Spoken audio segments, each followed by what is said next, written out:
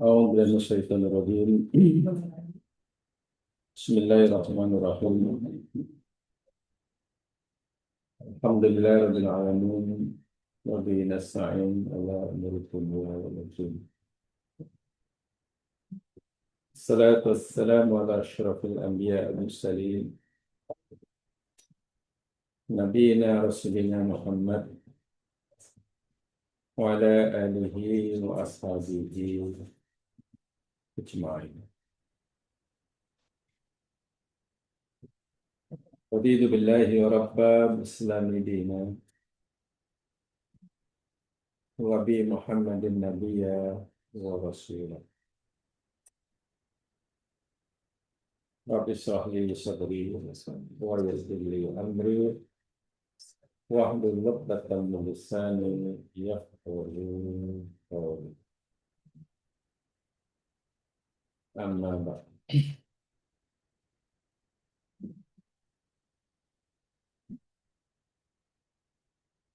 Kita akan teruskan di penjelasan kita tentang Sayyidul Istighfar, dan kita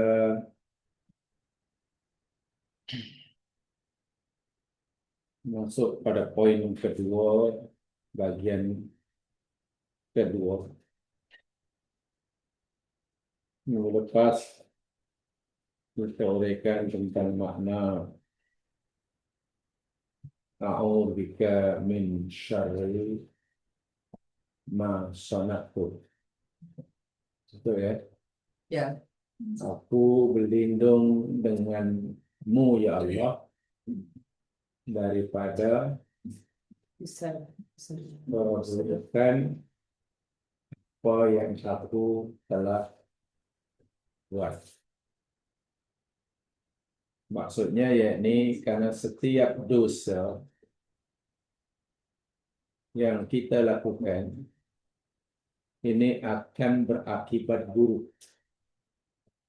Dosa ini akibatnya ini keburukan, dan keburukan itu menimpa kepada pelakunya.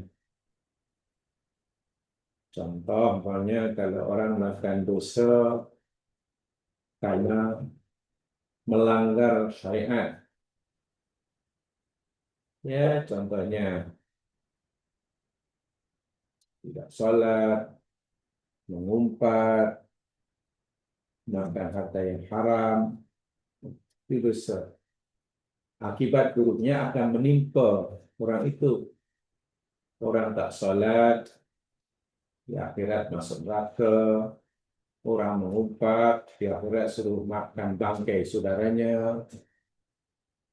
Orang makan riba, suruh makan api. Demikian juga dosa yang berkaitan kerana melanggar sunnatullah. Dosa kerana melanggar sunnatullah. Sudah maklum bahwa alam dicipta oleh Allah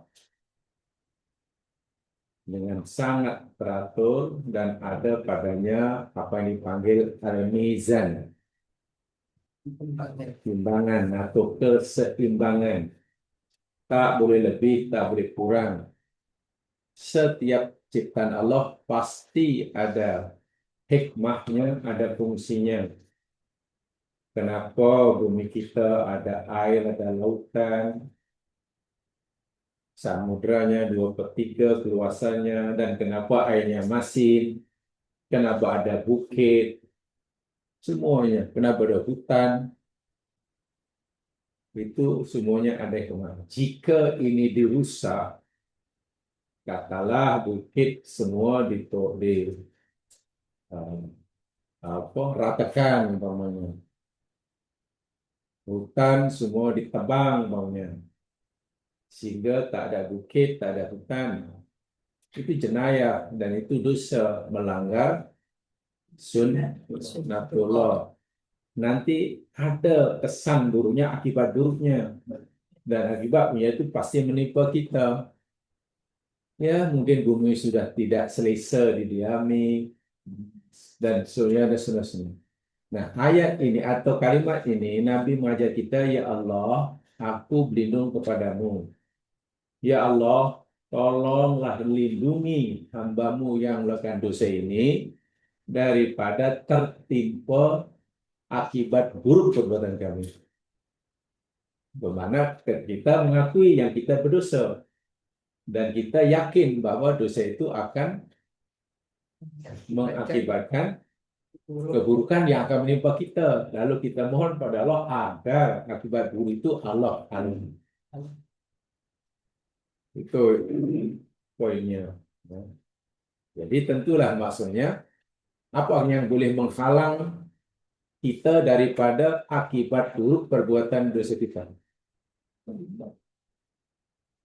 Coba, saya ingin tanya, apa agak yang boleh menghalangi diri kita daripada tertimpa akibat buruk sebab dosa yang kita lakukan? Taubat, sebab itu namanya saya istighfar. Istighfar. Paham ya? Itu. Baik, sekarang kita masuk pada bagian kedua dan tiga. Apa namanya? Abu ulaka binik matika alayya wa abu'u bidambi. Itu ya. Baik. Ini poin yang sangat penting ini ya berdasarkan inti daripada semua itu. Abu ulaka halo ini matika alayya ya dan wa abu'u bidambi. Ini ada dua makna. Pertama apa? Abu ulaka binik matika alayya. Aku mengakui bagi engkau atau karena engkau ya Allah binik matika alayya. Ya. Nikmat engkau atas aku. Aku mengakui ya Allah kerana engkau dengan segala nikmat yang engkau berikan padaku. Kemudian yang kedua, wa abu bidambi, dan aku mengakui akan dosa-dosaku. Kata Ibnu Taimiyah dan juga dijelaskan oleh murid beliau Ibnu Qayyim, Abu ulaka binik matika alayya ini yakni apa yang dipanggil al-musyahadah binikmatillahi ta'ala. Musyahadatul minnah. Musyahadatul minnah. Musyahadatul minnati. Sementara wa abu bidambi, aku mengakui dosaku. Itu yakni mutola'atul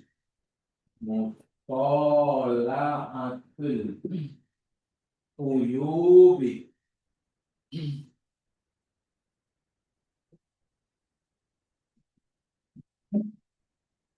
Mutala'atul uyubin nafsi wal amali. Ini syarat utama bagi terampunnya dosa bila kita mohon ampun. Dua ini syarat utama bagi terampunnya dosa kita. Bila kita minta ampun, ada dua. Yang pertama namanya musyahadatul minnah. Apa yang maknanya? Musyahadah, Menyaksi. menyaksikan. Al-minnah, ada tasdid. Al-minnah. Kalau minah nama orang, ini minnah ada tasdid.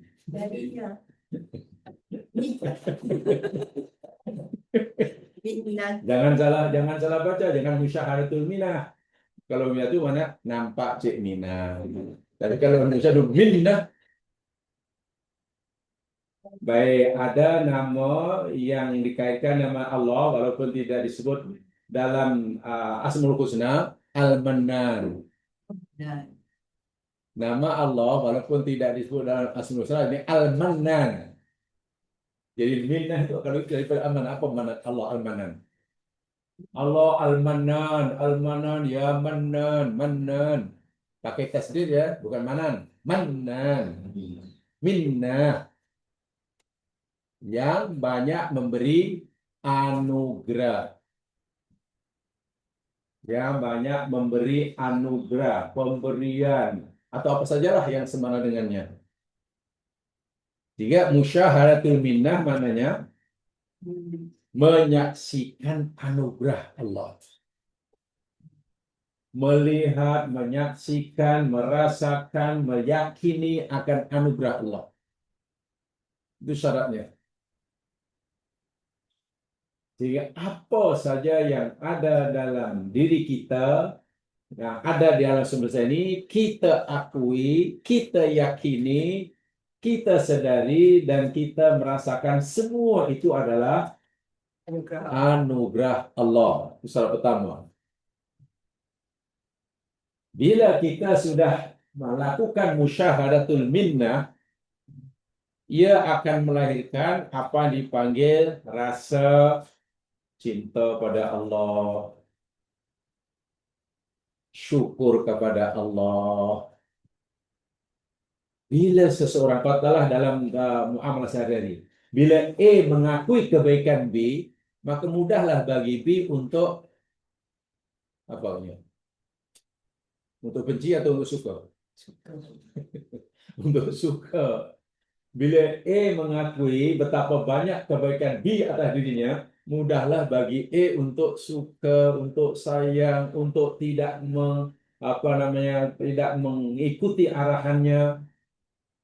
Nah, kepada Allah demikian juga. Pertama kita mesti nampak musyahadah semua anugerah Allah pada diri kita, mulai pada yang paling kecil hingga yang paling besar.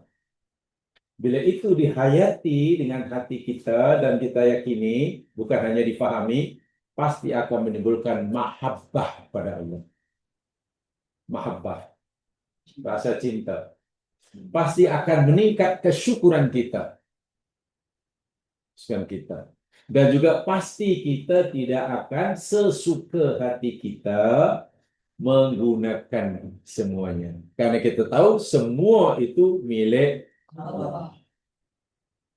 Dan itu tanda bukti Allah sayang kita. Timbul rasa cinta, rasa sayang, rasa syukur, utama.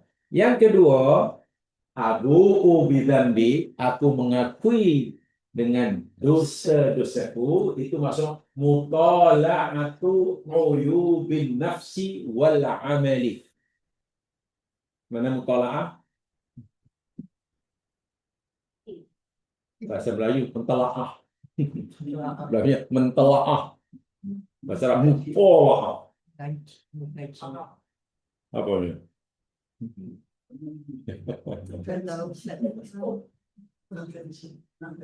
Melihat. Tola'ah itu maksudnya.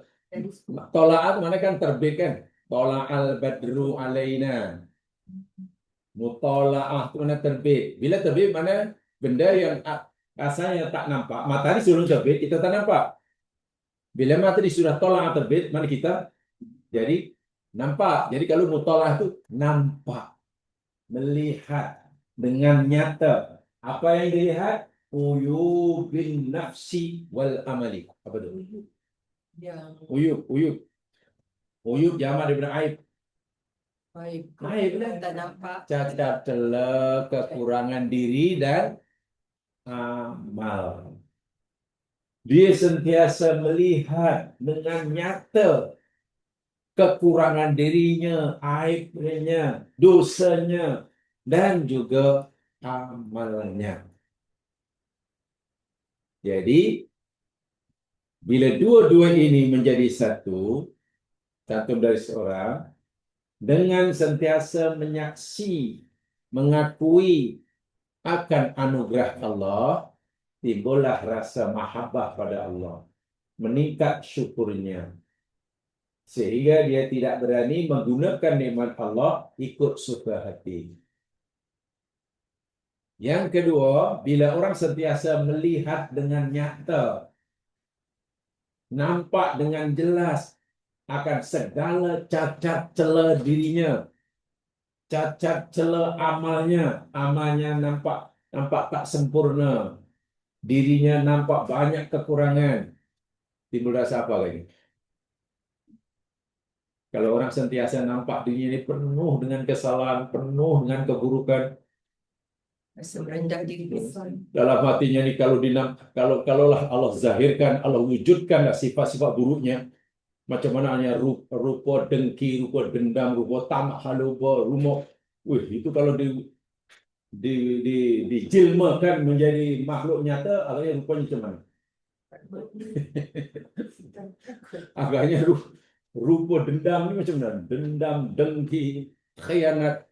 Kalaulah Allah wujudkan, Allah jilmakan, mukanya masih lebih teruk daripada beruk. Dan itu ada dalam diri kita kalau kita nampak, ya Allah, buruknya diri ini, jahatnya, betapa teruknya amal, masih jauh dari sempurna. Baik, kalau orang dapat merasakan itu, sentiasa merasa itu, timbul rasa apa lagi? Rasa takut. Pasti takut. Pasti takut. Nah, sekarang bila kita kaitkan, satu sisi kita melihat nikmat Allah yang sangat banyak. Di satu sisi kita melihat Allah sangat sayang kepada kita. Di sisi lain kita mengakui betapa buruknya diri ini di hadapan Allah. Gimana tuh? Makanya apa agaknya? Melahirkan sifat apa tuh? Kita melihat, merasakan Allah sangat sayang kita. Banyak anugerahnya. Tapi pada yang sama kita melihat diri kita buruk sangat. Jemaah sekalian, timbul rasa takut sehingga jangankan hendak meninggalkan perintah Allah yang wajib, meninggalkan perintah Allah yang sunat pun merasa berdosa. Jangankan nak melanggar larangan Allah yang haram, nak melakukan larangan Allah yang makruh pun merasa berdosa. Contohlah, kalau katalah melihat betapa baiknya ini, kalau seorang anak melihat betapa sayangnya orang tuanya kepadanya, segala-galanya dipenuhi, jika anak itu katalah tak dengar cakapnya, agak rasa bersalah atau tidak?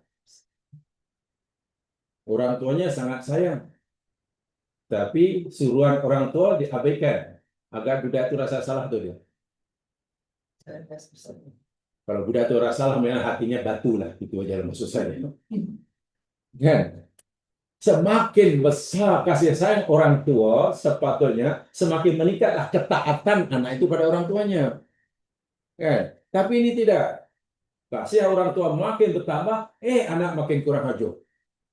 So, maknanya dosanya makin besar. Jangankan melakukan kesalahan yang besar, kesalahan yang kecil pun akan dirasa besar. Rasa sayang ringan pun akan dirasa berat. Ini sebenarnya kaitannya dengan pemahaman saya psikologi ini. Tapi kalau kita katalah ada orang tua sangat menzalim pada anaknya, zalim, banyak anak. Lalu anak tak dengar cakap orang tua, itu kira okey tak okey? Dari segi logik, Oke kan? Jadi anak pun pasti tak akan merasa bersalah. Alah, dia pun macam itu pada aku, ini pula pun.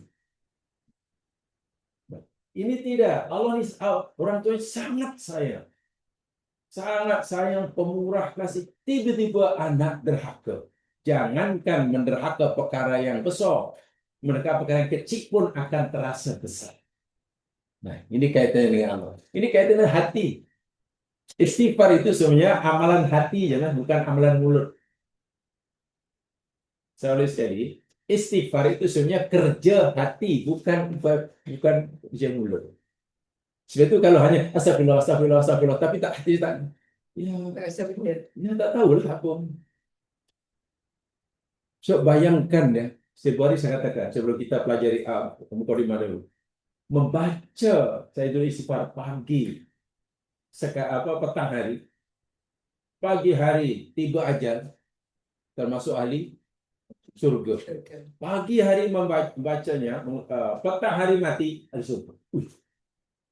Takkan sebesar itu ganjarannya bagi orang yang hanya setakat membacanya. Tidak mungkin kan kalau hanya setakat baca, kalau Allahumma anta rabbi la ilaha illa anta kemudian mati surga. Neraka kosong. Senang sangat. Kosong. Ini adalah kerja hati. Coba hayat ini. Bila kita nampak Allah itu maha pengasih, maha baik kepada kita, maha pemurah. Tiba-tiba Allah panggil kita tak dengar. Jahatnya lah diri kita ini. Bila Allah suruh buat, kita nak buat. Betapa jahatnya. Kedua-dua ini.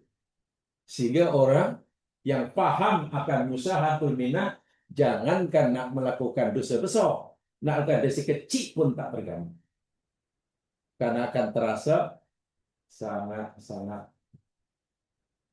Orang tua katalah, orang tua angkat sangat baik pada anak angkatnya. Baik sungguhlah daripada kita tak pernah menzalimi, mengabaikannya. Tiba-tiba anak angkat tadi, mak bapak angkat suruh datang ke rumah, katalah untuk pasang langsir. Kemudian budak itu tak mau. Itu kira apa? Itu kesalahan itu kira berat atau ringan? Ya.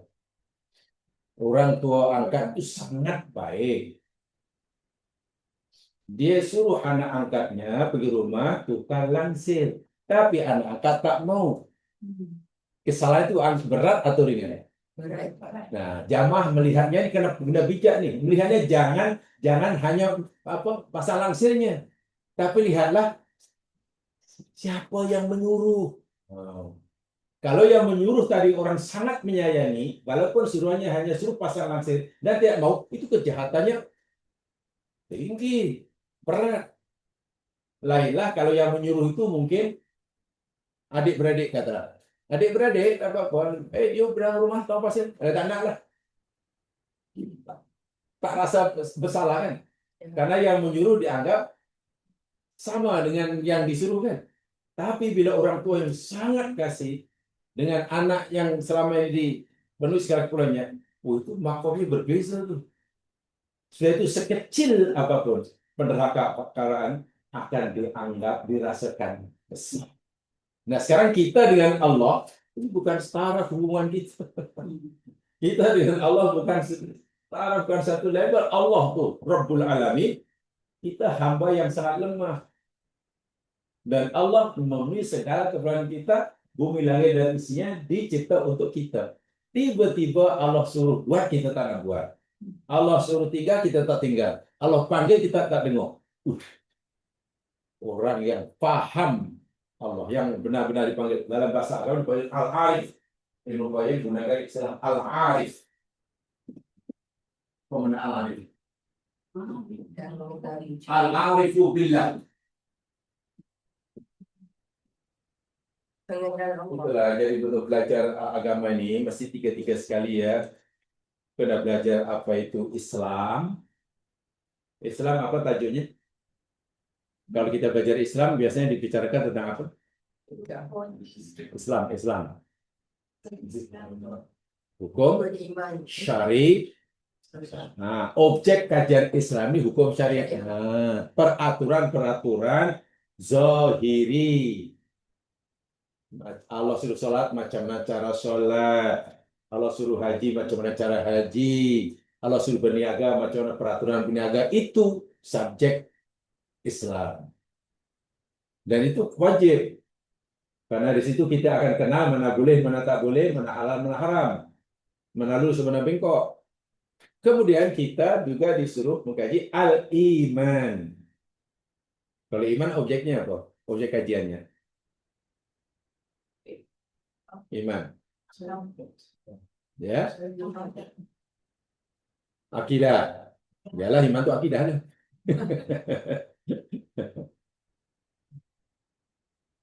Iman itu kaji apa? Objek kajian yakni mengkaji apa yang menjadi alasan di dasar Islam kita.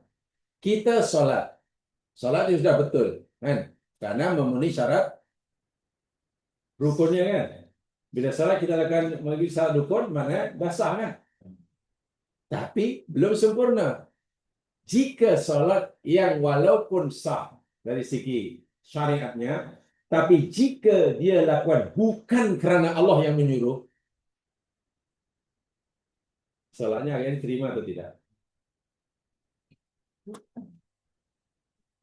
Dia sholatnya sah dari segi syarat, karena syarat rukunnya dipenuhi, mulai pada takbir hingga salam. Tapi dia sholat bukan kerana Allah, sholatnya diterima atau tidak?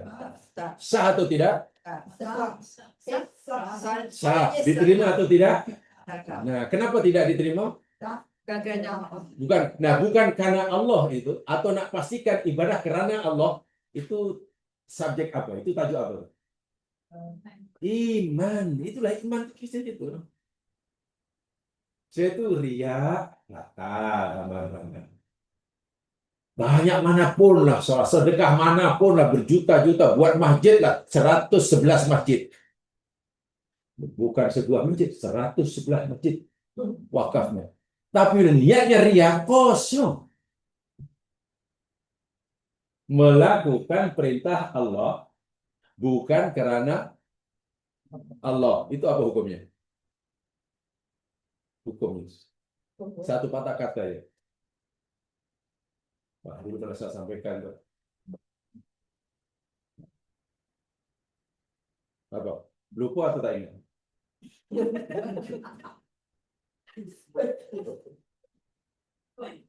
Baik. Melakukan suruhan Allah, buat apa yang Allah suruh, macam-macam yang Allah suruh. Lalu kita pun buat, tapi kita melakukannya bukan kerana Allah. Apa namanya? Syirik. Syirik. Jadi amal yang ada pada syirik diterima atau tidak? Tidak diterima. Walaupun mungkin amalnya itu sah dari segi syariat. Sebab itu kalau kita hanya belajar syariat, yang penting sah. Tak fikir yang terima atau tidak. Sebab itu setelah kita belajar tentang kaifiatus sholat yang betul, tolong dikaji punya. Di sana ada pembatalnya. Kaji dengan riaknya, kaji dengan ujubnya. Dengan imannya.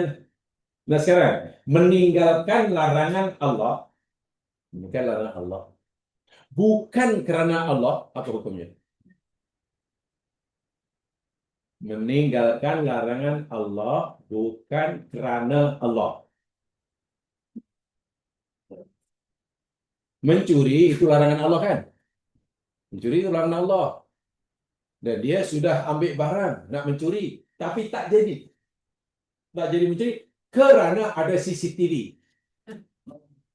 Jadi dia tidak jadi mencuri bukan karena takut Allah, tapi takut CCTV. Apa namanya itu? Itulah riya. Itulah riya. Meninggalkan larangan Allah bukan karena Allah, riya. Melakukan perintah Allah bukan karena Allah, syirik. Dan riya itu syirik ataupun tauhid? Riya. Riya itu syirik, walaupun syirik paling kecil. Walaupun paling kecil, dosanya dosa besar. Nah, jadi iman itu nak pastikan amal kita itu ada dasarnya, ada alasan. Kenapa awak buat? Nah, iman itu pertanyaan, kenapa awak buat? Kenapa awak tinggal? Nah, jawaban itulah letak iman nanti. Oh, saya buat karena Allah. Oh, saya buat karena nah, buatnya sudah betul. Dari tulisannya sudah betul, fikahnya sudah betul. Tapi walaupun dia sudah betul kan, sudah sah ibadahnya. Niatnya pun sudah karena Allah. Mana Islam sudah betul, iman pun sudah betul. Tinggal satu yang kadang terlepas pandang, namanya ihsan. Tiga inilah yang Nabi beritahu, tapi yang ketiga ini jarang dibicarakan. Bicaranya aja Islam, Islam itu bicara bab sholat kursus haji. Ini boleh, ini tak boleh. Angkat tangan macam mana? Menurut pendapat Syafi'i begini. Wal itu sudah sampai petaka kadang. Bila nak belajar ihsan, wah ihsan itu penentu segala-galanya. Dan ihsan itu makamnya paling tinggi. Ihsan itu kaitannya ini. Ini bab ihsan. Nabi sedang mengajar ihsan. Bila kita mengakui segala nikmat Allah, bila kita menyaksikan kebaikan Allah pada kita, yang dengannya akan timbul rasa cinta kepada Allah. Makin cinta, makin sayang. Kemudian tergerak hati untuk meningkatkan kesyukuran. Itulah ihsan. Pada masa yang sama, bukan sekadar dapat menyaksikan baik kebaikan Allah kepada kita, tapi juga dapat melihat cacat celah diri. Ya Allah, kekurangan diri saya banyak, cacat celah banyak. Bila dapat melihat kekurangan dirinya, timbul rasa takut. Rasa takut. Dan bukan hanya rasa takut, setiap kesalahan sekecil apapun akan dirasa besar. Dosa seringan apapun dirasa berat. Bukan dosa kecil jadi judul besar. Dia merasa itu kesalahan yang besar. Walaupun mungkin dari segi fiqh termasuk dosa kecil. Jadi macam mana tuh? Dari segi fiqh dosa itu termasuk dosa kecil. Tapi bagi orang yang sudah punya seperti ini akan merasa besar. macam mana tuh? Sehingga jangankan yang besar, yang kecil pun tak mau melakukannya karena terasa. Saya itu contoh yang ada satu ungkapan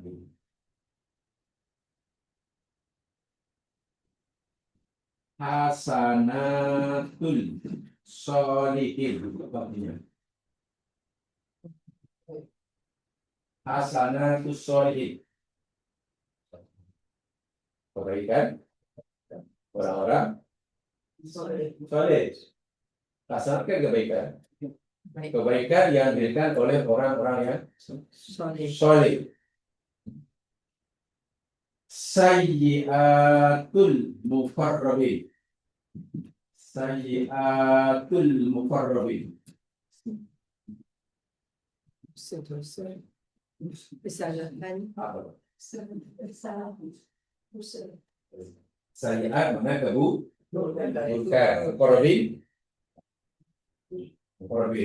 Ini salihin orang yang muqarrabin orang yang sangat dekat dengan Allah. Agak mana yang lebih tinggi makomnya? Mana lebih tinggi makomnya? Salihin atau muqarrabin? Makomnya di sisi Allah. Muqarrabin lebih tinggi kan? Sebab muqarrabin mana yang yang sangat dekat. Perbuatan yang baik maknanya tak salah lah. Perbuatan baik mana perbuatan yang tak salah. Yang dilakukan oleh orang soleh itu masih dianggap perbuatan yang tak baik oleh orang yang mukor. Sebagai satu contoh. malam hari lepas sholat Isya sudah, karena itu fardu. Kemudian sholat ba'da Isya ba'diyah sudah, alhamdulillah. Sudah. Lepas itu sholat witir, oke kan? Itu dah oke kan? Kalau kita sholat sunat Isyanya pun sudah, ba'diyahnya sudah, witirnya sudah. Oke? Itu oke? Sudah? Oke. Ada lagi apa-apa kewajiban yang Allah wajibkan untuk kita lakukan malam hari itu? Bila kita sudah sholat Isya, sholat, ada apa-apa kewajiban? Kewajiban. Yang Allah wajibkan, yang kita biar tak buat dosa, itu lah. Tak ada. Tak ada kan? Jadi katalah lepas itu kita tidur. Tidur, dan nanti bila waktu subuh, bangun, kemudian sholat subuh. Apakah kita melakukan dosa waktu malam itu? Bila itu yang kita lakukan? Sholat Isya sudah, sholat sunat pun sudah, kemudian tidur hingga subuh. Ada apa-apa dosa yang kita lakukan? Ada. Maknanya kita lakukan itu sayyi'ah atau hasanat, termasuk Hasanah. hasanat mana? Tak dosa kan? Nah, itu orang soleh. Tapi bagi orang muqarrabin itu masih dianggap kesalahan. Karena muqarrabin kata ruginya lah malam hari hanya untuk tidur. Walaupun tidur itu tidak salah. Tapi bagi muqarrabin rugi. Sepatutnya malam hari untuk qiyamul. Yang lain. Bagi orang yang tahu muqarrabin, tidak qiyamul lail itu dianggap satu kesalahan. Bagi dirinya lah, walaupun dia tak mewajibkan orang lain.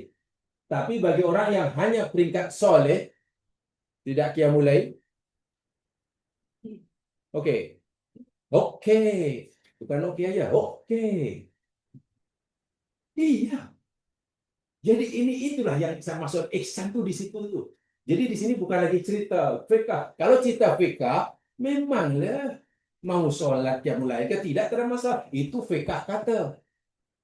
Tapi ingat, Islam ada iman, ada Ihsan. yang Nabi ajarkan dalam ini, yakni sebenarnya lebih kepada ihsan.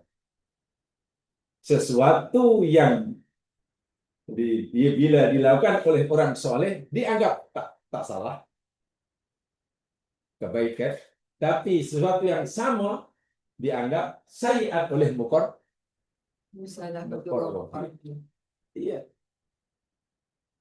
Malam hari tidak qiyamul lail bagi orang saleh itu tak masalah, memang tak dosa pun. Dia tidak melakukan kesalahan. Tapi bagi orang yang jiwa yang muqarrabin salah, besar. Rugi maksud rugi. Nah, pulang malam hari langsung tak. Dan rasa itu datang karena ini tadi. Perasaan itu boleh ada dalam seorang bila orang memahami betul musyahadatul minnah, pada yang sama melihat dirinya sangat banyak kesalahan. Melihat nikmat Allah begitu besar, tapi melihat pengabdiannya hanya sikit. secongek. Baik, saya nak bagi contoh. Jamaah selama ini memahami macam mana. Hadisnya sahih. Suatu hari, ini hadis dari Aisyah radhiyallahu anha. Aku melihat Rasulullah SAW sembahyang malam. Yang mulai maksud bukan sembahyang fardu ya, yang mulai. Hatta tawaramat qadamahu, sehingga kedua tapak kaki Nabi bengkak. Bila lapak kaki bengkak itu karena apa? Berdiri. Ya. Karena banyaknya rakaat atau karena lamanya berdiri. Lama yang berdiri. Berdiri. Bukan karena Nabi sholat 200 rakaat. Kalau sholat 200 rakaat, kaki malah tak bengkak. Kan itu macam exercise. Bila kita berdiri terlalu lama, dan memang betul, Nabi berdiri, subhanallah. Kata Aisyah, rakaat pertama baca surah Al-Baqarah, sambung surah Ali Imran, baru Allahu Akbar. Rukuk. Rukuknya lebih kurang sama lama rukuk lebih kurang sama dengan lama masa berdiri. Tidak. Kemudian sujud. Sujudnya lebih kurang masa sujud sama lama. Maknanya 2 rakaat pun sudah itu saya kata Nabi malam 4 rakaat. Itu mana 4 rakaat? Dia mulai 4 rakaat kaki bongkar pasal. Jadi karena lama berdiri, ya, sebab lama ini kita tahulah, ya apa namanya fisik wajah kita bila orang berdiri, maknanya graviti akan pengaruh graviti sangat kuat sehingga darah lebih banyak di kaki. Susah kan aliran darah melawan graviti kan susah sedikit. Tapi ya berdirilah selama 3 hari.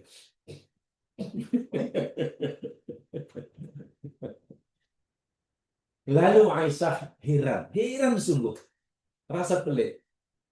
Tanya kepada Rasulullah, ya Rasulullah, lima kallafta hadza. Ya Rasul, napalah engkau memaksakan diri melakukan sholat seperti ini hingga kaki bengkak?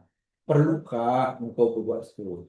Waqad ghafarallahu laka ma taqaddama min dzambik wa ma ta'akhkhar. Sedangkan Allah telah mengampunkan dosa engkau, itu pun jika ada dosa yang lalu dan dosa yang. Jadi Aisyah berpikirnya macam kita. Lalu buat apa ya Nabi sholat macam itu sekali? Kalau Nabi katalah inginkan masuk surga, Nabi ini dah dijamin masuk surga. Jika Nabi sholat hingga bengkak kaki, takut neraka, Nabi ini tak mungkin masuk neraka.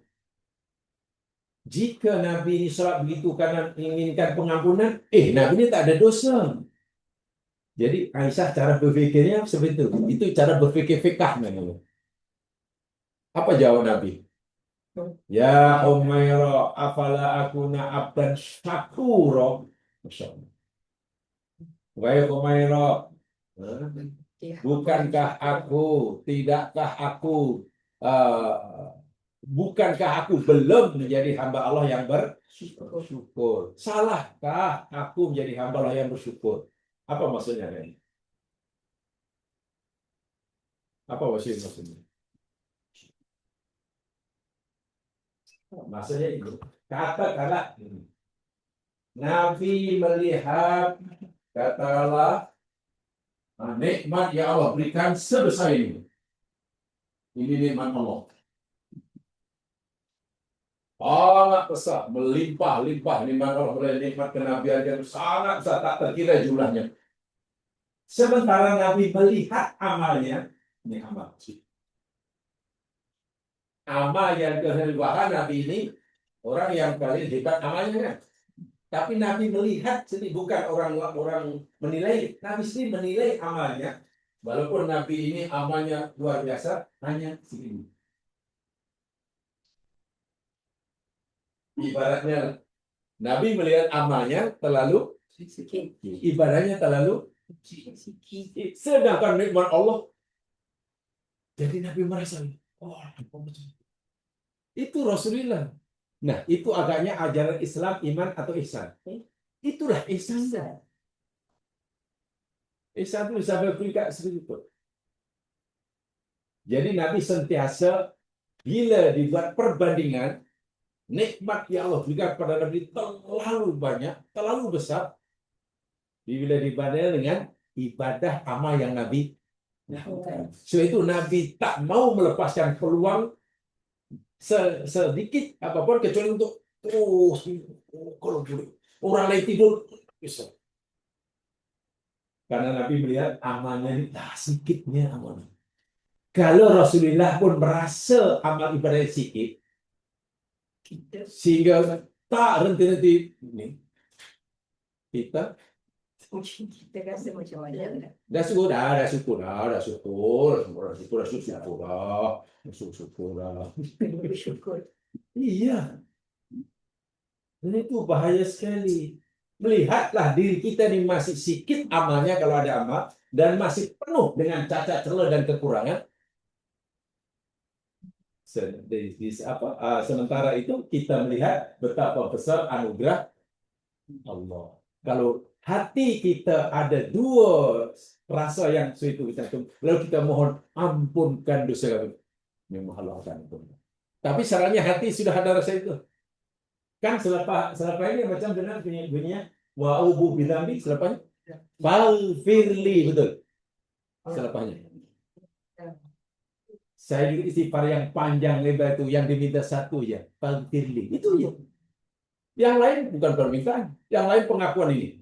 Macam mana nak kata orang sebelum ia minta kepada Allah faghfirli, dia telah mempersiapkan jiwanya, hatinya dengan betul-betul bersedia, dan patutlah bila Nabi kata itu saya istighfar, dan orang yang hatinya seperti ini kemudian mati, masuk surga lah. Jadi saya ulangi, istighfar itu kerja hati, bukan kerja mulut. Tapi itulah kadang-kadang karena dianggap hanya kerja lidah, zahir. Akhirnya ya makin banyak makin bagus.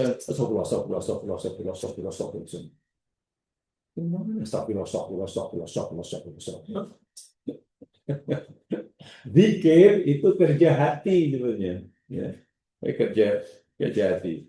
Ini dia. Inna syukra huwa iktiraful mu'min bi husulin nikmah minal mun'im wa iqraruhu bidzalika bilisan wa istimalin nikmah fi ta'atillah. Bila orang sudah abu ulaka bi nikmatin alayya musyahadatun nikmah, pasti akan timbul rasa cinta pada Allah, meningkat syukurnya. Dan syukur di sini yakni pengakuan seseorang mukmin atas segala nikmat yang Allah berikan kepadanya, dan akan menggunakan nikmat itu sesuai dengan kehendak Allah yang. Dan itu tidak mudah. Kalau nikmat itu hanya 10 jenis, senang kita mensyukurinya. Senang kita menggunakannya sesuai dengan kehendak Allah. Tapi nikmat yang Allah berikan kita ini tak terkira. Jumlah, kuantiti nikmat Allah dan kualiti nikmat yang Allah berikan kepada kita ini tak terhingga banyaknya dan besarnya. Sedangkan Allah menyuruh kita untuk menggunakannya sesuai dengan kehendaknya. Pertanyaan ialah, agak-agak sudah berapa peratus daripada jumlah nikmat Allah yang Allah berikan kepada kita yang kita telah gunakan sesuai dengan kehendak Allah? Kalau nikmat Allah katalah jumlahnya 100% lah, agaknya sudah berapa persen nikmat Allah yang kita gunakan sesuai dengan kehendak Allah? Nah, itu perlu muhasabah, itu tak perlu dijawab. Kalau kita jadi dengan jujur, mungkin ya Allah, rupanya ada 1% pun ya Allah, yang 9. Iya. Bila kita rasa begitu, maka kita sudah dapat yang kedua. Kita nampak kekurangan diri. Kekurangan cacat amal. Sehingga timbul rasa takut. Sehingga istighfarnya pasti menangis-nangis. Ini bukan rasa takut. Disalurkan mahabbah. Jadi hub, takut. Hub, cinta. Khauf, takut. Bila itu sudah jadi satu, subhanallah. Qala Ibnul Qayyim, asyukru haqiqatuhu fil ubudiyah wa huwa duhuru athari nikmatillah ala lisani abdihi tana'an wa i'tirafan wa ala qalbihi syuhudan wa mahabbatan wa ala jawarihi iqyadan wa ta'atan. Kata Ibnu Qayyim, ya, mengakui nikmat Allah, ini syukurlah, itu syahadat itu mana akan menunjukkan syukur kan? Ya, syukur. Syukur itu hakikatnya yakni menzahirkan nikmat Allah, mengakui nikmat Allah. Nih, misalnya itu ya, ini daripada Allah, ini rezeki daripada Allah, ini milik Allah, ini kembali pada Allah. Sana'an wa i'tirafan, dengan banyak memuji Allah, dengan banyak mengakui bahwa ini Allah. Wa ala qalbihi syuhudan, dan hatinya menyaksikan semuanya itu. Wa mahabbah, wa ala jawarihi al-iqyadan wa ta'atan. Sementara anggota tubuh badannya melakukan ketaatan. Lidah mengakui, memuji, hati menyaksikan, ya, dan anggota tubuh badan menggunakannya sesuai dengan apa? Tidak Allah. Dan sabda Nabi ataupun Abu Lakab bin Mati Alaiya dalam rangkaian saya tadi jemaah sekalian, sebenarnya selari dengan firman Allah dalam surah 16, ya surah 16, surah An-Nahl ayat 53. Jadi sebelum Nabi bersabda, sebenarnya Allah sudah beritahu kenapa kita disuruh mengakui segala nikmat Allah kepada kita. Sehingga tidak ada satu pun nikmat yang ada yang Allah yang kita manfaatkan hidup ini, melainkan semuanya datang kepada Allah. Karena Ia pemberi satu-satunya sumber segala nikmat. Dan nikmat tidak ada yang datang kepada kita dari selain Allah. Ini ayatnya. Ayat 53 surah An-Nahl. Apa ayatnya? Wa ma bikum min ni'matin fa minallah. Apa artinya? Wa ma bikum min ni'matin fa minallah. Dan ma belakang ada fa. Ma ada fa, maknanya ma apa tuh? Syartiyah. saja. Syartiyah. Jadi terjemahnya Saja. syarat-syarat. Apakah? Apa sahaja. Dan apa sahaja. Bikum. Bikum. Katalah bil Madinah, apa namanya? Bil Madinah. Bil Makkah. Di. Berada di kan? Di Kuala Lumpur. Berada di. Jadi kalau wama bikum dan apa saja yang ada pada diri kamu, apa saja min nikmatin daripada nikmat, apa saja nikmat yang ada pada diri kamu, kata Allah, faminallah, ini datang dari Allah. Sehingga tidak ada nikmat yang datang dari selain Allah. Orang yang meyakini nikmat itu datangnya sumbernya daripada selain Allah, ya itu namanya sudah syirik. Itu sudah syirik. Meyakini katanya perniagaannya jadi lancar, dahulu susah, rezekinya jadi lapang. Pasal apa? Selepas tukar nombor kereta 888. Dulu 444. Itu syirik itu.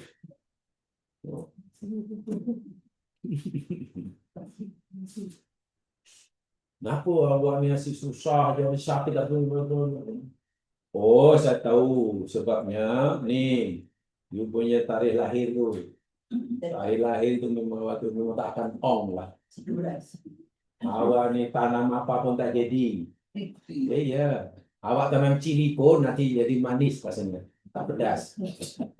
Sampai teruk juga seperti itu. Apa saja nikmat yang ada pada diri kamu, faminallah, maka ya datang Allah. Tak ada yang datang selain Allah. Malangnya pula Allah kata, perangai buruk manusia, tumma idza massakumud-dur. Apa dia? Kemudian apabila massakumud-dur, menimpa akan kamu adur, kemudaratan, kesusahan, kemusibah, ke apalah jelah. Fa ilaihi taj'aruna.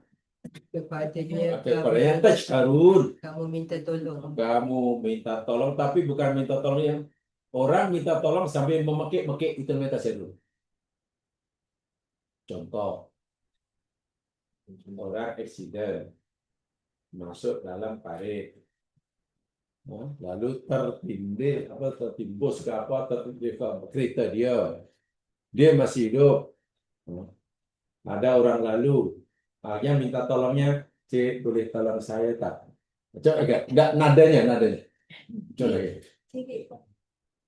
Agak-agak macam mana intonasi minta tolongnya. Sim Tak, jerit. Cik, boleh Cik tolong saya? Menjerit, aduh, tolong. Nah, minta tolong dengan suara macam itu namanya taj harun. Apa bahasa Melayu? Raung. Enggak melawan tapi minta tolong. Isinya message-nya minta tolong. Ya, minta tolong sambil memekik-mekik istilah. Mereka yang dia memang sedang betul dalam bahaya yang kritikal. Nah, sehingga minta tolongnya spontan dengan suara yang menjerit yang tak tahu lah. Tengok bagaimana peliknya. Semua nikmat Allah kata yang ada pada kamu itu datang daripada aku, kata Allah. Tapi malangnya kamu tidak mengakui semua ini. Bahkan kamu mungkin mendakwa nikmat yang kamu dapat itu karena kamu pandai, kamu hebat, karena kamu rajin, kamu bla bla bla bla bla bla. Maknanya menafikan bahwa Allah sebagai pemberinya. Tapi tengok Allah kata, tapi bila menimpa kamu ditimpa kesusahan, daripada senang jadi susah, sehat jadi sakit, untung banyak jadi linggau, ilaihi kepadanya, nyanyinya siapa nih? Ya Allah juga. Kamu memekik, melolong meminta tolong pada aku juga. Selama ini kamu nafikan nikmatku. Tengok. Yang pertama itu menunjukkan kasih sayang Allah. Ya. Yang kedua itu menunjukkan apa? Keburukan sifat buruk manusia. Jadi inilah yang dimaksudkan. Pertama kita mesti musyahadah billah. Musyahadah. Yang kedua kita mesti mutalaah, melihat cacat celah kita. Apalagi madarat atau kesalahan yang Allah timpakan itu bukannya besar sangat. Bukannya berat sangat. Bukannya lama sangat. Kesusahan madarat yang Allah timpakan pada orang tadi yang selama ini tidak mengakui nikmat Allah, tidak mensyukurinya, tidak timbul rasa sayang, itu hanya kesusahan yang sedikit, ringan, dan sekejap.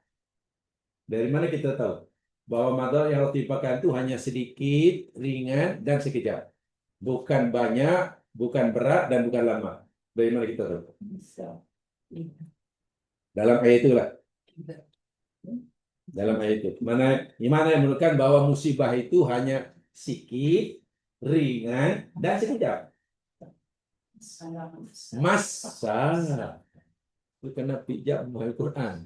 Masa di situ apa? Menimpa kan? Barisan. Apa mana masa?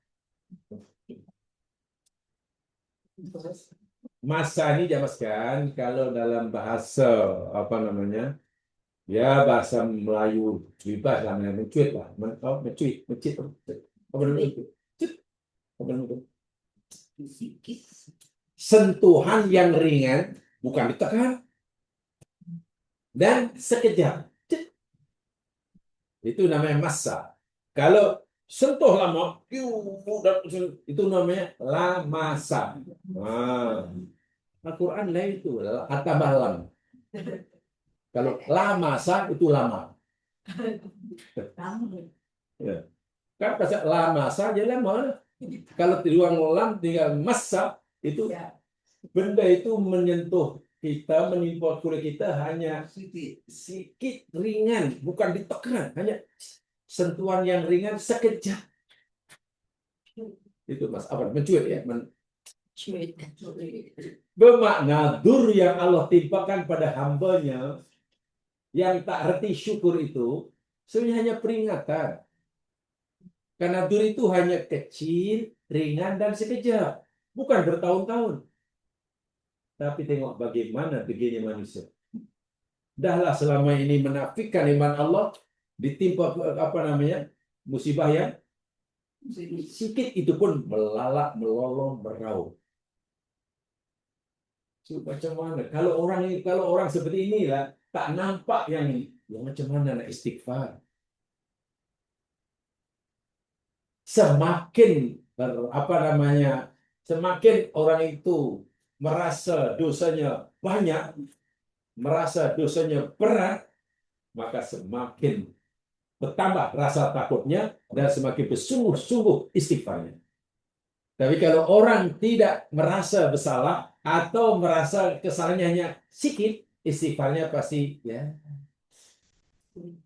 Ya Allah, ampunilah dosa kami, ya Allah, ampunilah dosa kami, ya Allah. Lagi pula dosa kami bukan besar sangat, tak akan aku ampunkan. Ya Rasulullah. Iya, ini kaitan dengan hati itu namanya kita. Ya, paling tidak solihin lah. Kalau kita belum mukorrom. Siap benda yang dilakukan oleh orang soleh, oke. Tapi kalau itu dilakukan oleh mukorobin, masih dianggap salah. Mungkin dianggap salah. Subhanallah. Baik, contoh. Orang buat salah pada kita. Lalu dia minta maaf. Kemudian kita maafkan. Itu oke tak oke? Oke. Kita maafkan. Oke ya? Orang itu buat salah pada kita. Kemudian kita maafkan sebelum pun dia minta maaf. Itu lagi oke. Gitu? Oke, kan? Oke. Itulah orang soleh. Jadi soleh pun ada tingkatan-tingkatan.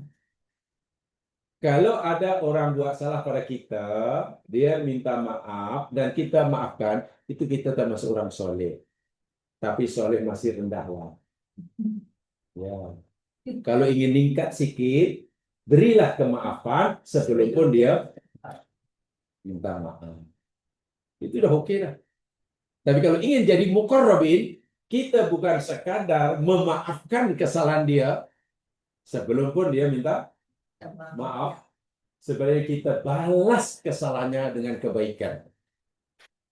Balas kezalimannya, keburukannya dengan kebaikan. Agak-agak oke tak oke?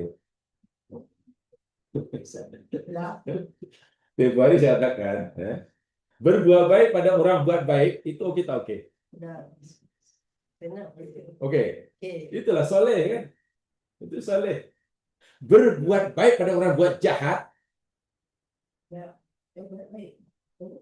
buat baik pada orang buat jahat, oke tak oke? Tak oke. Berbuat baik pada orang buat jahat, itulah muqarrabin. Jadi kalau kita hanya sekadar berbuat baik pada orang karena orang itu berbuat baik, itu namanya soleh. Kalau tanya muqarrabin, itu masih kurang, itu masih belum betul. Sebab bagi muqarrabin masih merasa tak salah baik. Kalau kamu ingin muqarrabin, balaslah keburukan dengan Kebaikan. jadi muqarrabin ini lagi tinggi. Itu kepada manusia. Pada manusia. Sekarang pada Allah Subhanahu wa taala. Dan kebaikan orang tadi pada kita, ya lah secokik aja. Sementara buat jahat pada orang berbaik, atau apa? Okay. Berbuat baik pada orang buat baik, oke, soleh kan? Berbuat jahat pada orang buat jahat, jahat tak okey.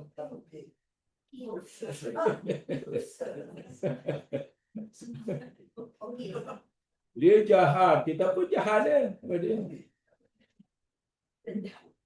Dan itu soleh atau bukan gitu? Bukan, itu bukan soleh, itu namanya dendam.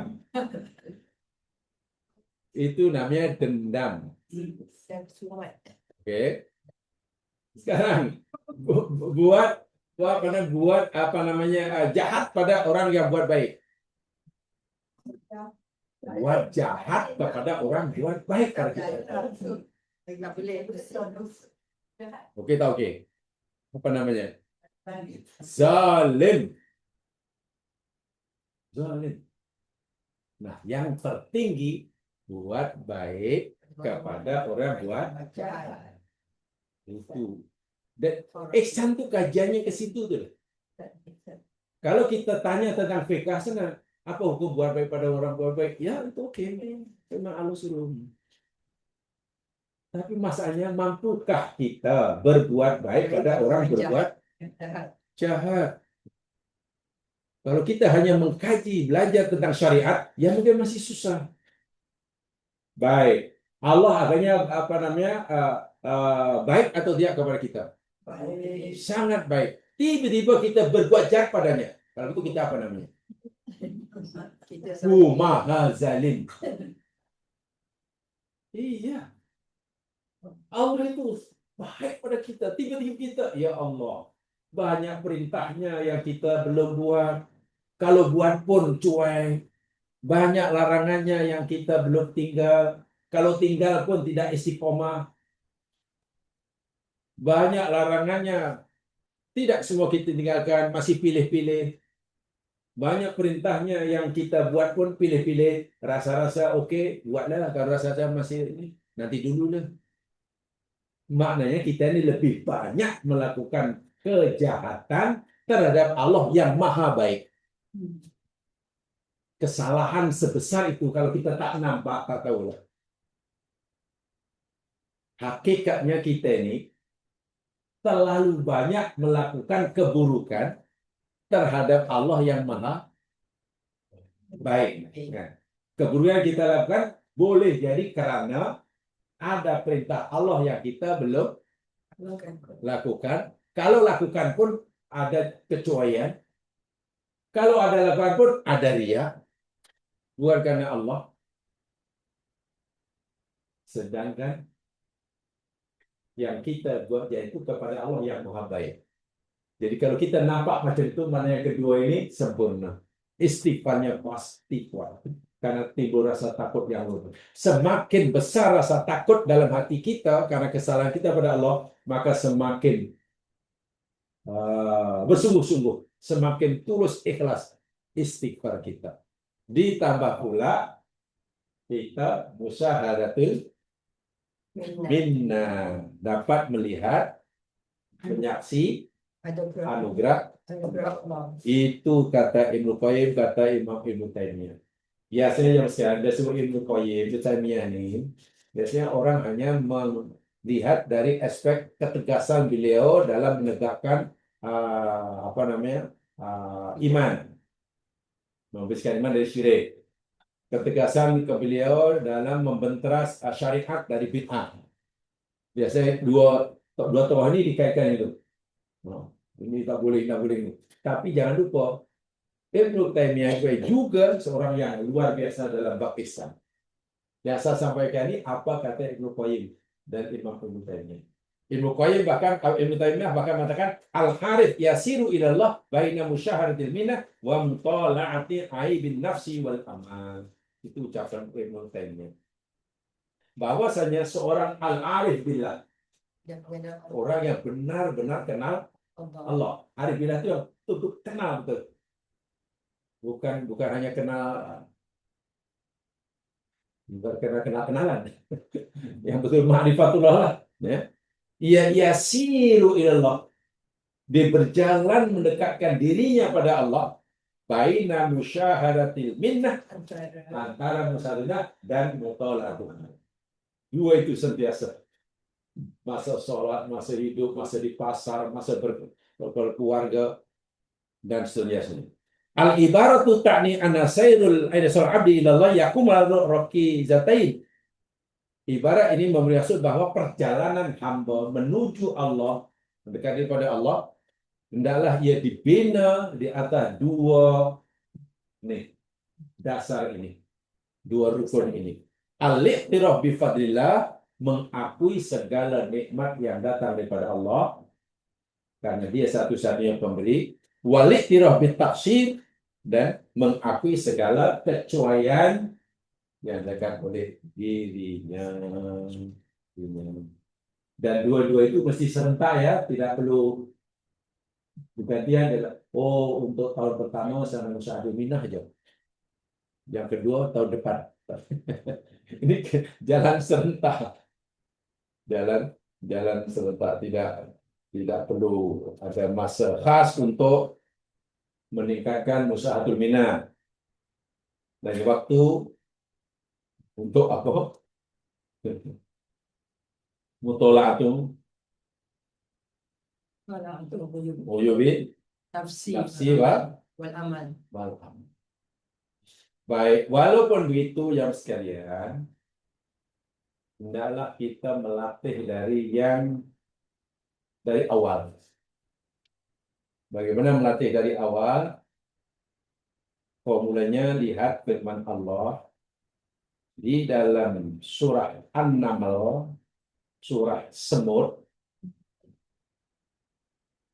Ini cara melatih agar kita mampu musyahadatul minah. Lihat surah Semut ayat 40. Surah yang ke 47. 27 ayat 40. Kisah Nabi Sulaiman. Kisah Nabi Sulaiman.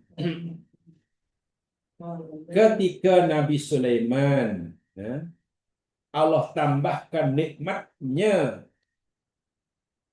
Allah tambahkan nikmatnya.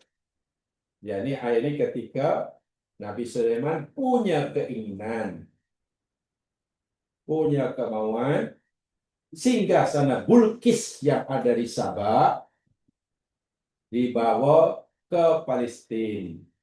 Sebelum Bilqis tiba. Karena Sulaiman tahu Bilqis dan tenteranya sedang bergerak daripada Sabah ke Palestina untuk menyerahkan diri. Jadi Sulaiman mau singgasananya tolonglah dibawa ke sini dahulu. Ifrit, ketua jin yang paling kuat, dia sanggup melakukannya. Tapi perlu masa. Masa yang diminta oleh Ifrit, yakni sebelum Nabi Sulaiman meninggalkan tempat dunia itu. Makna sebelum majlis bersurai. Dan tahu lah kalau sembilan lah setengah jam. Dan iblis jin Ifrit tahulah punya kepantasan bergerak yang luar biasa lah. Bukan hanya supersonik, macam cahaya lah. Tapi rupanya kehebatan Ifrit masih kalah dengan manusia.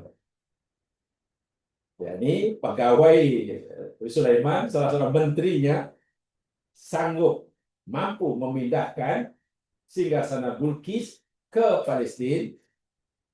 Min qabli ayat tada katafu. Ini ayatnya. Qala alladhi indahu ilmun minal kitab. Berkatalah orang yang padanya yang dia punya ilmu dari kitab. Nah, ini ulama tafsir berbeda pendapat macamnya penafsirannya. Tafsir Zohiri, tafsir Batini, dan tafsir saintifik. Mereka coba memahami apa maksud ilmu yang dimiliki oleh orang ini. Ilmu dari kitab ini yang maksudnya. Jadi kalau ya, maknanya ilmu laduni yang Allah berikan langsung padanya. Tapi kalau dari segi sains, ilmu apa yang boleh memindahkan sesuatu benda, material, ke tempat lain dalam jarak yang sangat jauh, beribu-ribu kilometer, hanya setengah kilometer. Oh. Itu kalau ya walaupun sangat mungkin dari segi secara teori lah, mananya secara teorinya, tapi hari ini belum mampu dilakukan. Apa dikata orang ini? Ana atika bihi. Aku, wahai Sulaiman, aku akan mendatangkannya kepada engkau. Atika bihi. Sulaiman, aku sanggup akan mendatangkan, membawa singgasana kepada engkau. Berapa lama? Qabla ayyartadda ilaika tarfu. Masyaallah. Sebelum yartada itu kembali, ilaika pada engkau, tarfuka ini telepon ini lupa. Coba apa maksudnya ini? Terjemahan harfiahnya sebelum kelopak matamu kembali. Belum kelip Sekelip atau setengah kelip? sebelum Sebelum. Baik. Kan kita ini berkedip yang siap, ya mulai buka kan, kemudian tutup, kemudian buka. Itu mana sekelip. sekali. Ini mata buka, kelopak tutup, sebelum buka dah sampai. Itu mana qobla itu benar sebelum. Kalau tutup, buka itu sekali. Ini tutup, belum buka dah sampai. Itu yang kan sekelip, setengah kelip benar. Sehingga dipercayai, kata saintis Mesir, pergerakan orang ini membawa singgasana, jadi kepantasannya 2 kali kepantasan cahaya. Cahaya bergerak, apa namanya? yakni selaju 300.000 kilometer sesaat. 300.000 kilometer sesaat, bukan semenit. Sesaat. Satu seketika 300.000 kilometer. Sedangkan orang ini bergerak 2 kali ganda. Kan sekali malam contoh, kalau kita melihat benda, kemudian kita nampak benda itu, kita menara kita nampak, itu macam mana? Kerja mata kita sehingga nampak. Karena cahaya kan? Karena cahaya itu. Jadi cahaya itu dipantulkan pada kita. Jadi ada arus pergi balik cahaya ke mata kita. Bukan. Jadi orang ini maknanya bukan sepantas cahaya, tapi 2 kali ganda.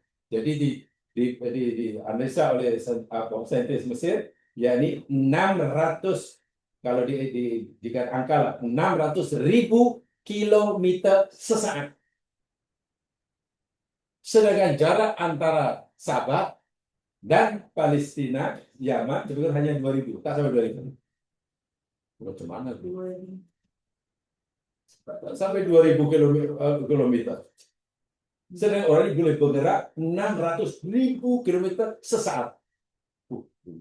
Memang macam tak ada perlu waktu sama sekali. Itu kepantasannya. Dan lebih dasar lagi, mungkin pening nak jawab, kalau kita hanya iyalah kalau kita yakin. Jawab sih, kalau kita hanya yakin, tak ada masalah. Ya kita yakin Allah yang. Tapi kalau kita hanya yakin, ilmu tak bertambah. Yakin wajib. Tapi mungkinkah itu dapat dijelaskan secara saintifik? Benda singgasananya ini apa? Terbuat daripada kayu jati atau kayu cengar? Singgasana Bugis. Singgasana itu dibuat daripada apa? Kayu jati atau kayu cengar? Mas. Benda-benda tuli, benda-benda logam, emas, perak, besi itu singgasananya. Kemudian mufasir itu dan sangat besar. Singgasana itu yang tempat raja itu kan. Sangat besar. Dibawa, digerakkan dengan kelajuan 2 kali cahaya. Macam mana boleh tak hancur? Sedangkan benda metal bila digerakkan dengan kecepatan cahaya akan terurai dia punya atomnya. Ya, pasti akan terurai. Gelas kita gerakkan, kita balik, dan kelajuannya mendekati kelajuan cahaya. Gelas itu akan bukan hanya pecah, terurai setiap atomnya. Molekulnya terurai. Iya, dan itu saya nggak kata begitu. Tapi macam mana si singgasana itu tidak terurai? Ada apa itu? Nah, itu kalau dalam istilahnya fisika kuantum sekarang ada istilah dipanggil yang sedang dikembangkan oleh saintis-saintis khasnya di Silicon Valley apa dipanggil yakni teleportasi. Teleportasi. teleportasi. Ya. Nah, jadi teleportasi itu memindahkan benda metal Teleportasi. ke tempat yang lain sekali mata. Secara saintifik, benda itu mesti ditukar menjadi sinar gamma. Jadi yang bergerak nanti sinar sampai tempat itu diwujudkan semula.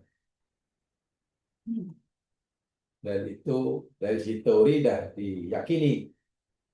Tapi di praktikannya belum tuh. Ya macam cerita dalam Star Trek tuh. Star Trek. Mr. apa ya?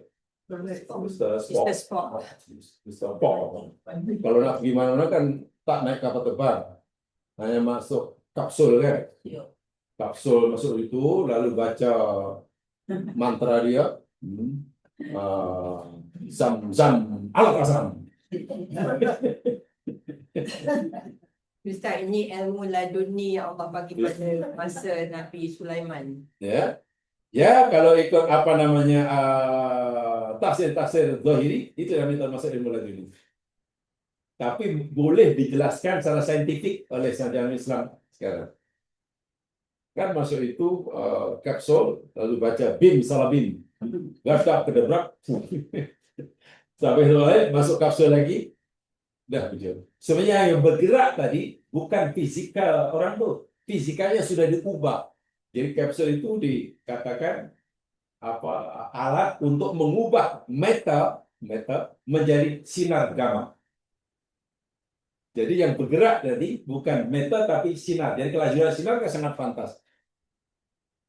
Itu dipanggil anihilasi, annihilation. Baik, orang ini kata, aku akan datangkan kepadamu, wahai Sulaiman, ya aku sanggup, yakni setengah kelip mata. Dan orang ini betul-betul menunjukkan kemampuannya. Falamma ra'ahu mustaqirran indah. Apa itu? Maka tatkala ia Sulaiman melihatnya singgasana Bilqis mustaqirran indahu, Berdiri tegak mustaqirran ada menetap wujud di sisinya. berada di depannya. Tiba-tiba gedebuk di situ. Iya, gedebuk di situ. Qala, berkata Sulaiman, hadza Ini min dari fadli. kurnia Tuhan. Tolong dilatih ucapan seperti ini. Kalau kita ingin usaha. Rabbi. Sulaiman ini sudah, Masya Allah, rezeki nikmat diberikan pada Sulaiman itu sangat banyak. Rezeki dunia ada sekarang. Yalah dia nabi malah, tapi rezeki nikmat dunia tidak ada orang yang Allah beri nikmat dunia lebih banyak dari Nabi Sulaiman. Dia raja, dia ada kuasa, ada tentera, ada singgasana. Dia boleh menguasai banyak bahasa, bukan hanya bahasa manusia tapi bahasa burung, bahasa semut. Jin pun jadi pekerjanya. Jadi senang ya, punya pegawainya jin. Jadi kalau kita tanya, macam mana Nabi Sulaiman boleh membina istana yang lantai balai rungsrinya tuh memancau-mancau macam air. Oh. Dan itu bangunan penuh dengan emas. Dari mana emas sebanyak itu? Mutiara sebanyak itu? Ya, tak heranlah pegawai pekerjanya jin. Jin cari emas senang, tak payahlah dikorek-korek bumi. Dia boleh menyelam ke perut bumi, dia dihimpunkan serbuk-serbuk emas itu. Kita mungkin untuk mendapatkan 1 kilogram, terpaksa merusak bukit. Macam mana dapat mutiara sebanyak itu? Nah, jin boleh menyelam, ada ghawwas dalam Quran kata. Ada jin yang punya menyelam. Tunggulah mutiara itu kalau belum masak dan tak perlu oksigen namanya jin. Jadi kalau kita punya pembantu rumah jin,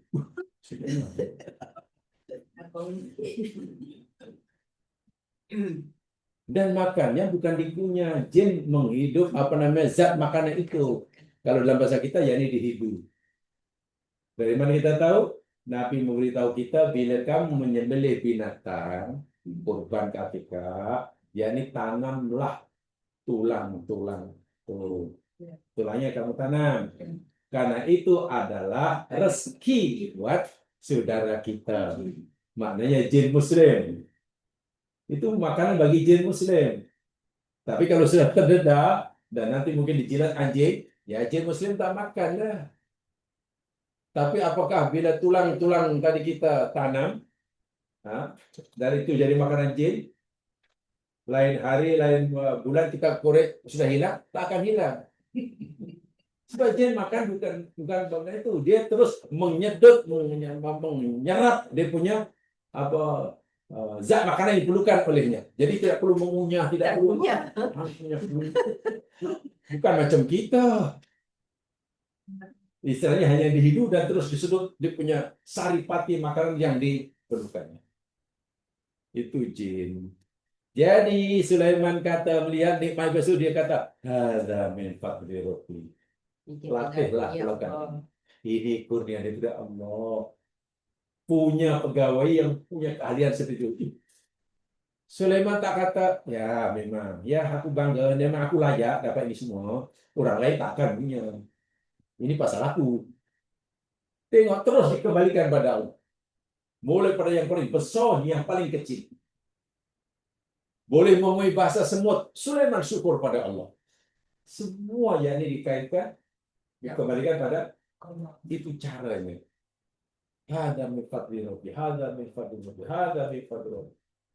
Kalau dalam surah Al-Kahfi, asal jannah, dia kata, Masya Allah, la quwata illa billah. Semua ini adalah kehendak Allah. Diriku tak ada daya dan kuat untuk mendapatkannya. Semua itu langsung daripada Allah. Hada min fadli rabbi. Masya Allah. Nih, ya, jadi ini cara melatih ya untuk musyahadul minna. Selepas kita mengakui, meyakini semua datang dari Allah, apa kata Sulaiman? Kenapa ya Allah bagi aku rezeki bertambah-tambah ni? Aku tak minta pun. Tapi kenapa Allah bagi banyak-banyak? Sulaiman sedar betul. Liyabluwani a'ashkuru am akfur. Masya Allah. Karena dia Allah nak uji aku rupanya. Sama ada aku syukur atau aku. Jadi Nabi SAW melihat nikmat itu sebagai apa? Ujian. Bala. Itu luar biasa. Yablu itu kan bala. Dia melihat pemberian Allah itu sih bala. Bala bahasa agama ya, bukan bahasa Melayu. Bala bahasa Melayu bala. Maknanya apa? Maknanya apa? Negatif atau positif? Bala. Benda yang kita tak suka kan? Bala, benda yang tak suka. Kalau bala, orang suka. Berembur. Bala bahasa Melayu orang berembur. Yang tak suka tu bala. Bala berembur. Tapi mereka lupa bala itu boleh jadi bala.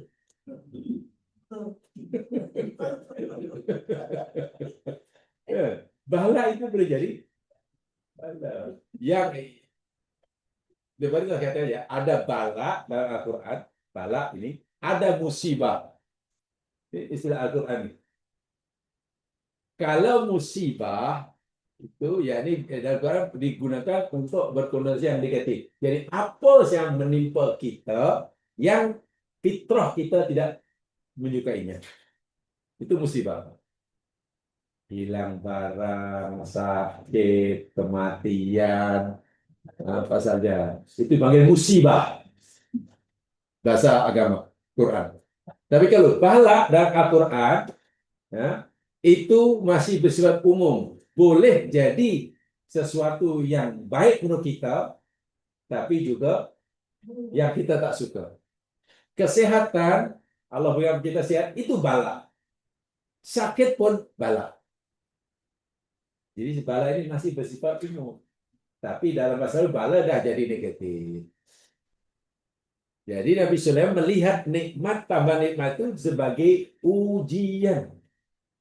Subhanallah. Bermakna Sulaiman sedar sungguh kewajibannya, tanggung jawabnya bertambah. Jika selama ini katalah dia telah mensyukuri nikmat Allah yang ada, karena dengan tambahnya nikmat, Sulaiman perlu menambahkan syukurnya. Karena ini adalah ujian. Sehingga Sulaiman sedar betul, Allah nak uji aku, sama ada aku syukur atau orang yang sendiri paling tinggi. Makomnya sangat tinggi. Tapi itulah, ya kalau berjaya, susah berjaya, iyalah, yang saya alhamdulillah. Saya berjaya dan memang saya berhak untuk dapat semua ini. Saya berhak dapat ini. Itu pun bagi saya Allah agak lambat. Sebenarnya tahun lepas saya dapat. Jadi ini punya boleh belajar dengan Nabi Sulaiman. Sulaiman itu orang yang paling banyak rezeki Allah berikan. Tak pernah mendabik dada, pasal aku, pasal aku, pasal aku. Aku berhak. Jawab sekalian, jangan sekali-kali kita merasa yang kita berhak mendapatkan nikmat itu. Jangan sekali-kali. Itu kesalahan yang besar sekali. Nikmat yang Allah berikan pada kita itu bukan sebab kita berhak, tapi itu karena rahmat Allah. Dan Allah berikan sebagai ujian, bukan pasal kita berhak.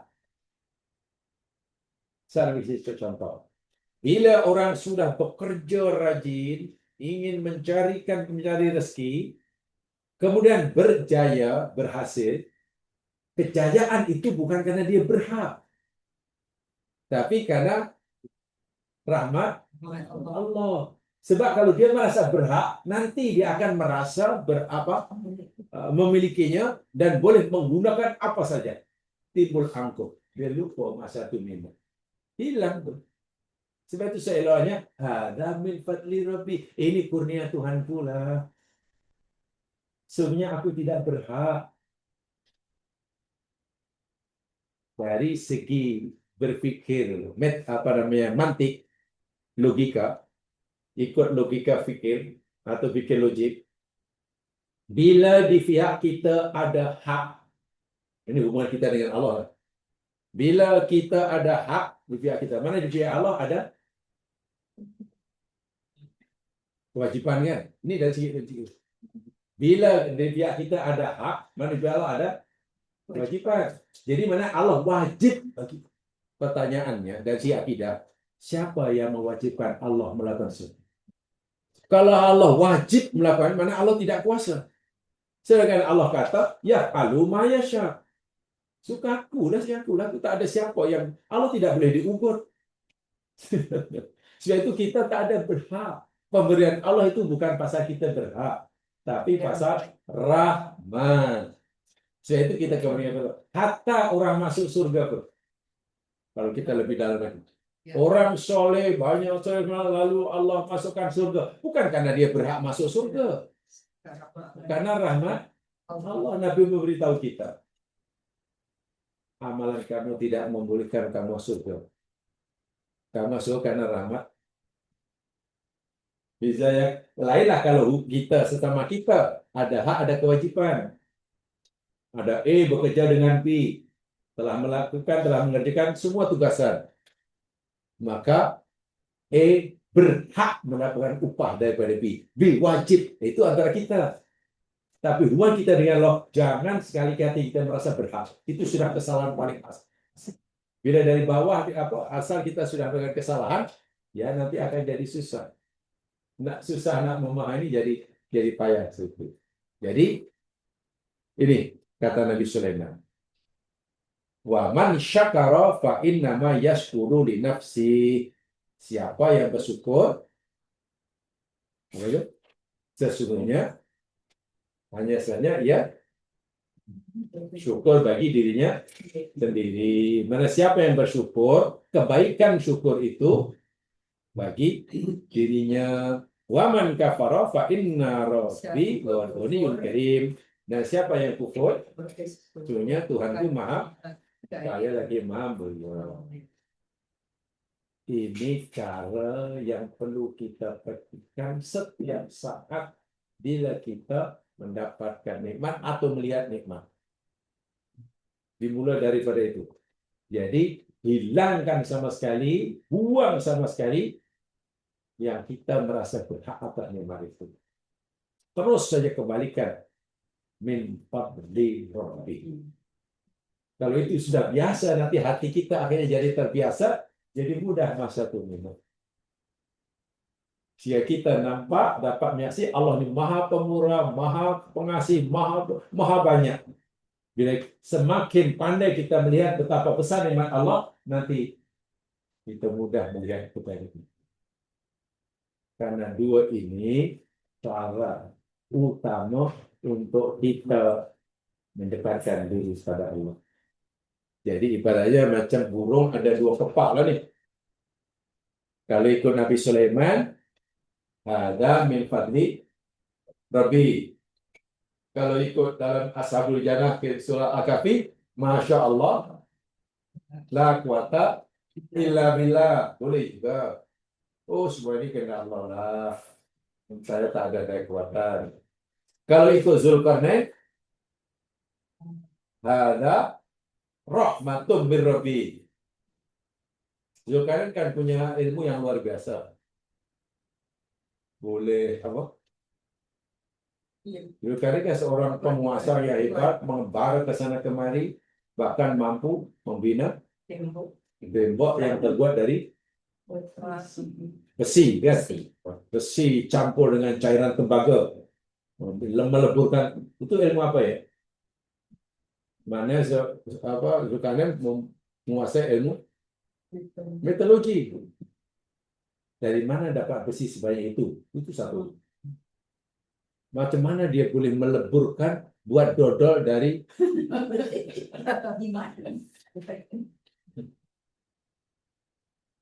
tak masalahnya kalau kita tidak melebur tembaga, kan?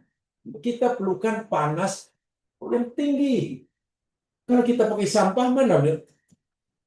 Itu dah teknologi lagi. Macam mana dapatkan panasnya? Dari apa? Lalu difikirkan juga, kalau kita nak meleburkan tembaga, buat dodol tembaga, bekasnya kan, mesti lebih tahan daripada tembaganya. Tembaga kita ada bekas, lalu itu kita panaskan kan. Nanti tembaga hancur lebur dari bekasnya tak boleh meleleh kan. Tapi kalau bekasnya pun lembek, ya. Ustaz tak boleh imagine Ustaz macam mana dia taruh di tempoh tu. Ya. Nah itulah saya katakan, itu Zulkarnain tak mengaku itu aku pandai. Ini rahmatum Rabbi, ilmu meteorologi. Itu bukan yang zaman Zulkarnain, sebenarnya umat hamba Allah yang soleh telah menguasai ilmu ini.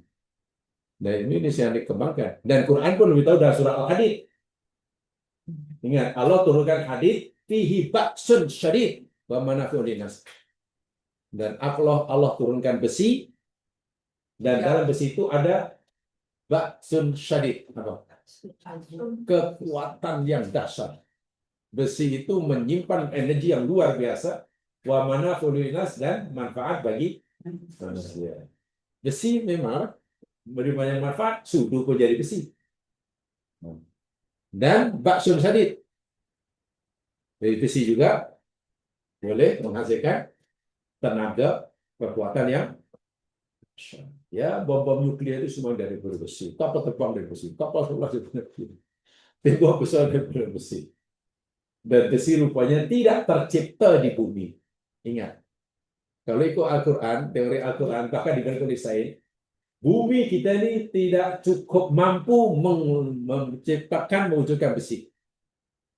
Panas bumi tidak cukup. Sebab bumi itu besi, bahannya diantar oleh dari ruang asap. Sebab itu Allah kata anzalna.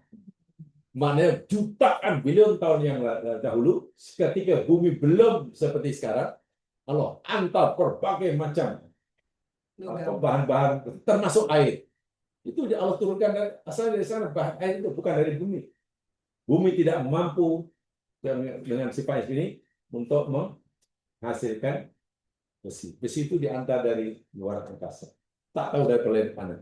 Ini ya tentulah bilion tahun yang lalu. Zulkarnain kata, ada rahmatul mirabi. Ini rahmat Tuhan pula. Sulaiman kata, ada min fadli. Orang yang memiliki ashabul jannah, Masya Allah, la quwata. Inilah cara untuk kita dapatkan sesuatu ini. cara untuk kita meleburkan, menghilangkan sama sekali merasa berhak semua itu. Nah, kita berhak. Itu tidak berhak. Walaupun kita beribadah pada Allah, kita tidak berhak mendapatkan apa yang berada pada kita itu bukan sebagai gaji, bukan karena kita berhak, tapi sebagai rahmatnya.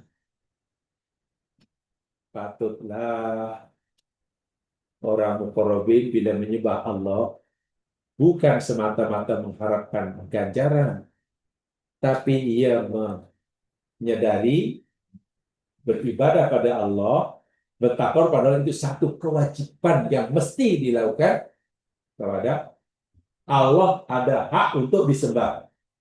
Bila Allah punya hak untuk disembah, mana kita ada kewajiban. Ya sudah, itu saja. Itu luar biasa itu. Allah ada hak untuk disembah.